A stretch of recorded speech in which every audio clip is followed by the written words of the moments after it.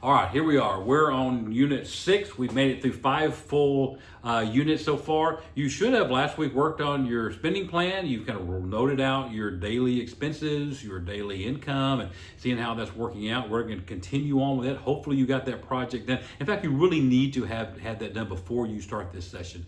So double check and make sure you are. This is unit 6 called Living Simply. I mean, we all would love to live extravagant lives, okay? We seem like, the lifestyles of the rich and famous is where we want to be. But honestly, living simply is a biblical thing. There's nothing wrong to be rich or nothing wrong to be things like that. But even if you are, the goal is to live simple lives. That's what God called you. How do you know that? Well, look at the passage here on page. We're on page 64 in your book. And it starts out with a passage from 1 Thessalonians chapter 4, 10 through 12. This is Paul writing to his friends in Thessalonica. And he says this: you already have shown your love for all God's people in Macedonia. The people of Thessalonica had done a great job in raising money and sending to people in Macedonia to help them out. Paul says, but my dear friends, we ask you to do even more. Try your best to live quietly, to mind your own business, and to work hard, just as we taught you to do. Then you will be respected by people who are not followers of the Lord, and you won't have to depend on anyone. A bunch of things. Wouldn't it be nice not to depend on anyone? You're just taking care of yourself. You're self-sufficient. You got things under control. That is the way we all desire to live. There's dignity there. But it also says here, when people see that in you, that you've worked hard, you're living quietly, you're minding your own business. That's, by the way, not the way the world is. We're on social media and we're minding everybody's business. The Bible tells us to mind our own business. And it says when we do that, people who are not followers, people that don't know Christ, they will be drawn to that and they'll want to know how you live like that, and they may ask you. So what I want you to do is, you see right below there's 2 questions, okay? Take a minute, again, on page 64, and would you just answer those 2, pause the video, answer those 2 questions really quickly, just write them down, and when you finish that, then come back to the video. Start the video back up. Okay, so I hope you were able to look at that, and it's not an easy thing to do, and hopefully you saw that in the second question, but we want to focus on that, and that'll be our focus of this lesson. Now, let's look at the Eva and Isaac's challenge to live simply. Okay, we've been walking through their story. We've seen ourselves so much in what they do and what's happening to them. Look at what happens here. Note that the family is learning to live simply and to reflect God's design in their relationships. Okay, that's not only with their money, but with each other. Watch this. Spring is coming, and the family feels hopeful about the weather as the weather warms. As the store picks up, Eva is working extra hours and stocking shelves, and Isaac is doing landscaping work with his friends again. Even better, they receive a $1,000 check back on a tax refund. Yeah, aren't it great when we get those surprises like that? This is kind of fun. But suddenly it seems like everyone in the family needs money. Why does everybody always know when we have a little bit of a landfall? Everybody seems to know. Isaac's cell phone is nearly dead, and Eva's feet are killing her. She needs some new shoes for work. Her mother, Dolores, wants some new jewelry for an Easter service, and Michael is begging for a new bicycle. Last week he needed a phone, now he needs a bicycle. Even several neighbor friends are asking for money to get their heating unit or car fixed or whatever. Eva thought back to last year. Where did the tax return money go? Because they got some last time.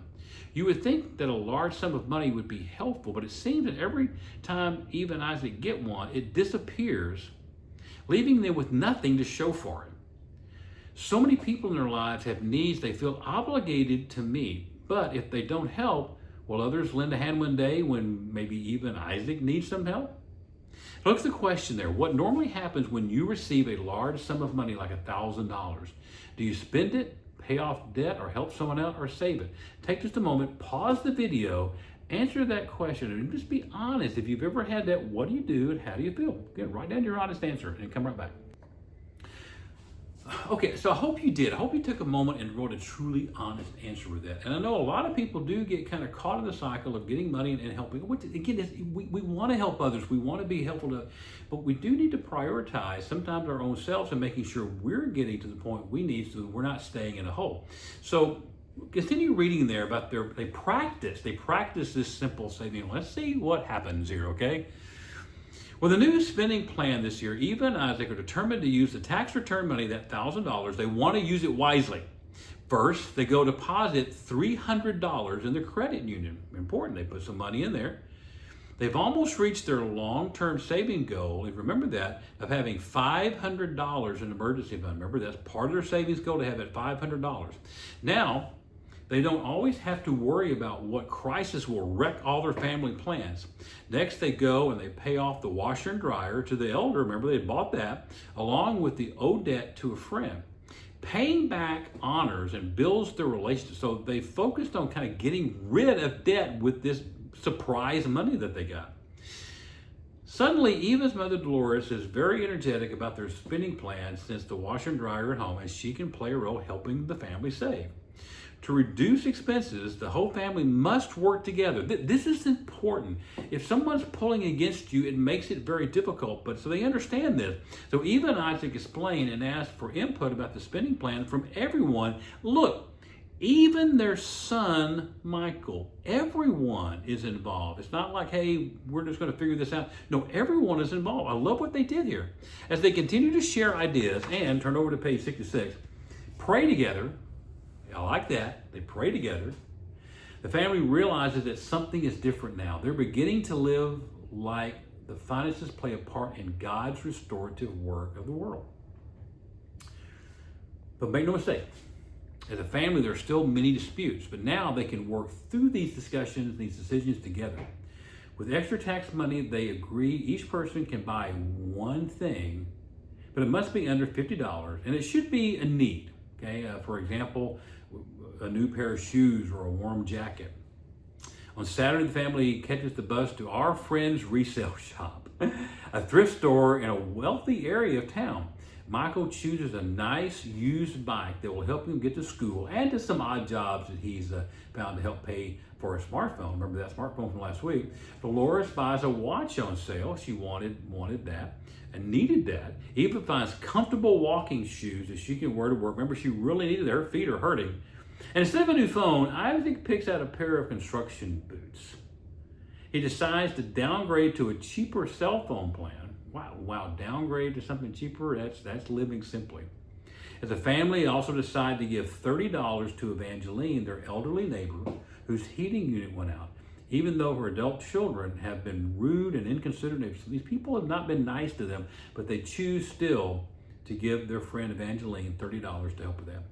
After all these expenditures are left, they have $88 left over. Satisfied, Eva deposits the money into the emergency fund. So again, I want you to pause the video and look at that next question. What are some ways Eva's family practiced simple living and reflect? Go back through that story, see what they did, and write down some of the ways you saw that they did that, and then come right back.